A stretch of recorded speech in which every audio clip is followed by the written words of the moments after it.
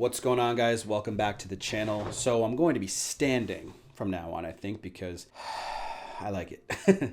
So I hope you guys really like the lights. This is kind of a test to see what I'm going to be doing in the future. I'm going to put some more lights here and stuff like that and really upgrade the visual quality. And I'm going to be changing this light because it's a little, that's its dimmest that it can go, which is kind of annoying because I want it just to be nice. And, you know, if you guys like it, let me know because I won't change it if it doesn't need to, right? In this video, I want to talk about no contact success stories number 3.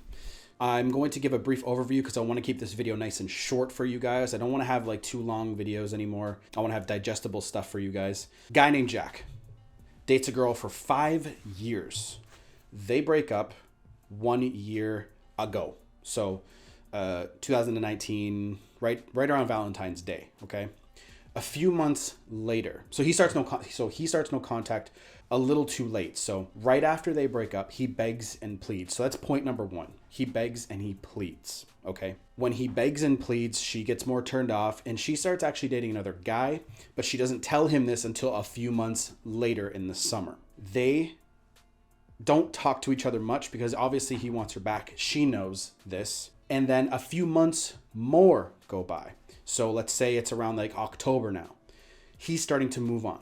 He's starting to find his mission and his path and his purpose. He's starting to find that and start going towards that, which is going to start breaking that tether, that rope, that bond that you have to your ex-girlfriend. Because what it's going to do is it's going to push you forward, right? It's going to push you forward into a place of becoming happy individually. Because when you're always relying on your relationship to make you happy, it's never going to bring the you're always going to be reliant on another person for happiness. Whereas if you have a great individual life, you're always going to be okay, right? So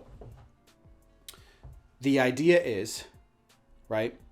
Okay, so we get to a point where he is actually now, moving on. He's starting to feel okay, and it's around October, November, Thanksgiving time in America for you guys. For us Canadians, it's in October. For you guys, it's in November.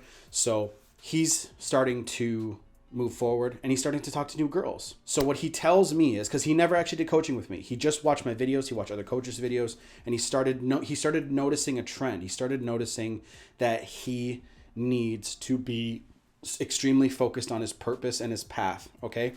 Especially when he told me he watched my stuff, Alpha Male Strategies and Coach Corey Wayne. So he said us three kept saying the same thing just in a different way. So he said, look, I really need to focus on making my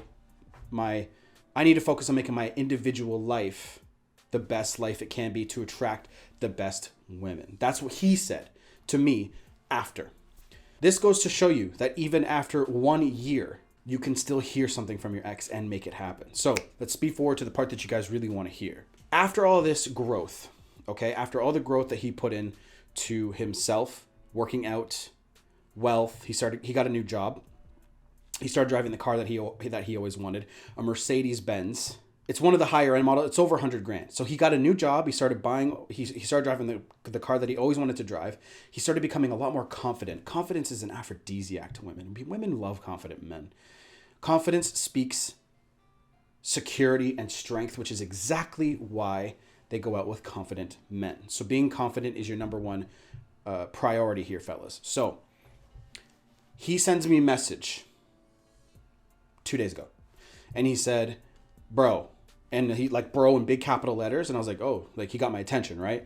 And he said, dude, I got to tell you this story. So he sends me a whole thing. I didn't want to read it to you guys because this video would have been like 20 minutes long. Basically, after all the growth, she reaches out to him and she says, hey, I miss you. And they go back and forth, right? And he didn't get butthurt about the situation. He didn't get upset. He said, you know what? I was complacent. I was insecure. And he took the ownership of what happened from his end in the relationship. And he's like, I could have been better. However, he said to her, you have red flags too. You have issues you need to work on too. He had the balls to say this to her. His ex that he wanted back. He had the balls to say this to her. And she's like, you know what? You're absolutely right. This is what happens when the power gets switched. When you let go of the attachment, the power switches. And this is what he said to her. He said, if you want to date me and you want to get me back, you have to put some work in so I know that you are digging this too. They're now dating again. I told him, I said, bro, if you stay on this path, you will never ever have a problem with women again. You just have to be so confident that not one woman can say to you or stop you from being the best you. Right? Don't get too attached. Stay away from the attachment of needing her, of needing to focus on her happiness, and only focus on yours, and be a leader. Tell, don't ask, right? Now, obviously there's compromise in relationships. Relationships are back and forth. They're two people. But you need to remember that females just want some leadership. They want you to be on your shit so they can focus on looking good. So they can focus on, being females. Okay? So they're going back out and everything's going well so far. So what does that teach you guys in this video? What is the point of this video? Because there could be many more of these, right? I have actually a compilation of these. This is obviously going along the theme that I say in every one of my videos. Focus on your path, your purpose, right? Focus on your mission and what you're really here to do, because when you do, you're never going to be overvaluing your relationship. You're never going to be overvaluing her, because when you overvalue her, that means that she's got a little too much power. She's got a little too much say over how you feel.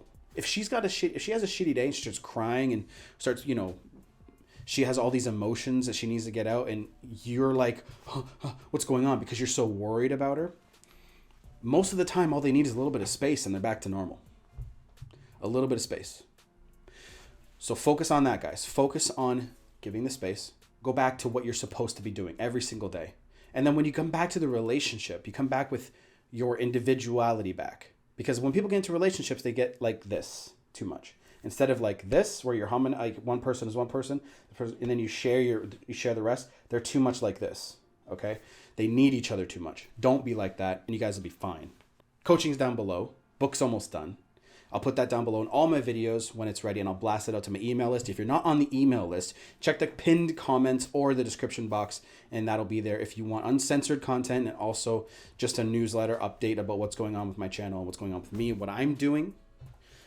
Love you guys. Take it easy. Like, comment, subscribe. Done. All down below. Peace.